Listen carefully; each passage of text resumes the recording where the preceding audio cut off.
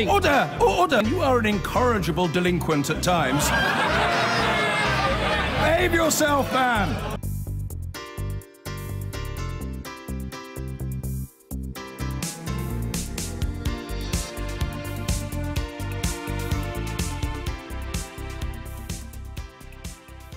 Now, Donald Trump has furiously defended his Helsinki meeting with Vladimir Putin, denouncing haters who he accused of Trump derangement syndrome. It's just a day after he claimed he'd misspoken when he appeared to back Mr. Putin's denial of any Russian interference in US elections. Comments which provoked outrage from all sides, including leading Republicans, even accusations of treason. Today, asked directly if Russia was still targeting the US, the president answered no. Here's Inigo Gilmore.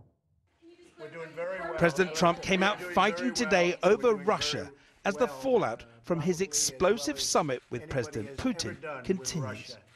And there's been no president ever as tough as I have been on Russia.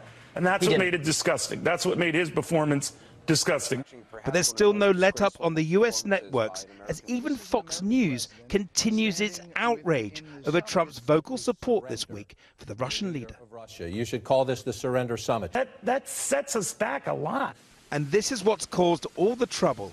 At the Helsinki press conference, President Trump sided with President Putin over his own intelligence agencies regarding interference in the US elections. People came to me, Dan Coates came to me and some others. They said they think it's Russia. I have President Putin. He just said it's not Russia. I will say this, I don't see any reason why it would be. But after an urgent rewind and review, a chastised President Trump appeared last night, claiming he misspoke and was thus misunderstood. I actually went out and reviewed a clip of an answer that I gave, and I realized that there is a need for some clarification. It should have been obvious. I thought it would be obvious, but I would like to clarify just in case it wasn't. In a key sentence in my remarks, I said the word would instead of wouldn't. The sentence should have been, I don't see any reason why it wouldn't be Russia. Sort of a double negative. Double negatives, retractions and reversals appeared to be part of an increasingly chaotic Trump routine. Like a scolded schoolboy, the president, reading awkwardly from a prepared script, insisted he did endorse his intelligence agencies. Once again, full faith and support for America's intelligence agencies. I have a full faith in our intelligence agencies. Whoops, they just turned off the light. That must be the intelligence agencies. A sign perhaps from the intelligence gods. Trump can't resist his own jokes. That was strange. But quips aside, Americans, even close allies, are more in the dark than ever over his erratic thinking or what he might have agreed in secretive talks with President Putin. Just hours after this statement, Trump appeared to change tack yet again, saying the intelligence community loved his press conference performance and that big results will come. As the world seeks details of what Trump agreed in those closed-door talks with Putin, where only interpreters were present, aside perhaps from Russia's defense ministry, with an announcement that it's ready to boost military cooperation with the US over Syria. What new plans for Syria? On MSNBC, Rachel Maddow questioned exactly what Trump had agreed to, with no official announcements being made. As the second guessing continues, Democrat and Republican lawmakers are now calling for President Trump's interpreter from his Putin meeting to testify before Congress. In the meantime, they'll be trying to get inside the mind of this man. I'm very consistent. I'm a very stable genius. Who appears anything but stable or consistent. Well, I'm joined now by Evan McMullin, former CIA operations officer and 2016 independent presidential candidate. Mr. McMullin, does the intelligence community believe Trump's claim that he misspoke in Helsinki, that he got confused with a double negative?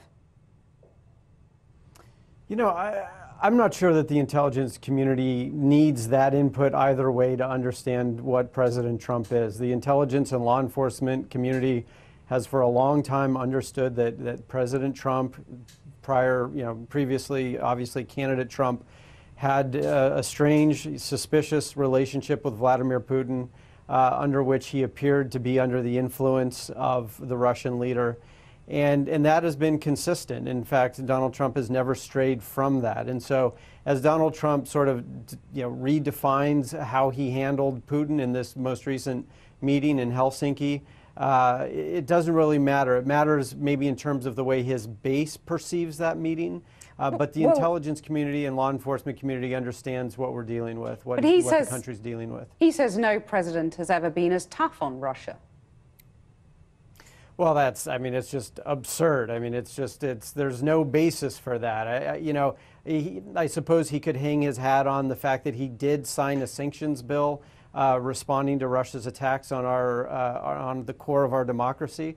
But he did everything he could to fight and water down that bill when it was moving through Congress. Okay. And then he complained about having to sign it. And the only reason he did was because he faced a veto-proof majority, meaning the Congress could pass it and enact it without his approval. Yeah. And then he delayed implementing the sanctions bill for months. So he just doesn't have a leg to stand on. It's nonsense. So how then should intelligence chiefs respond to him now? How should they react?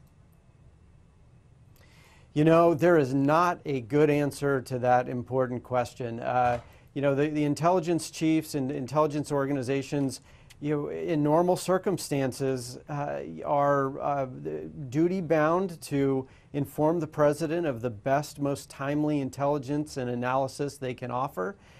Clearly, though, we have a situation with a president here who cannot be trusted, who's under the influence of a foreign adversary, the very adversary who is currently attacking us. And so it creates a difficult situation. I think what will likely happen is that the intelligence services will be very careful about what they provide to the president. I say that, and it hurts me even to say that, because I know how much our country needs our intelligence agencies to be able to speak candidly with the president, because he or she ultimately holds the authorities to respond to their work, to their intelligence and analysis, and our security requires that.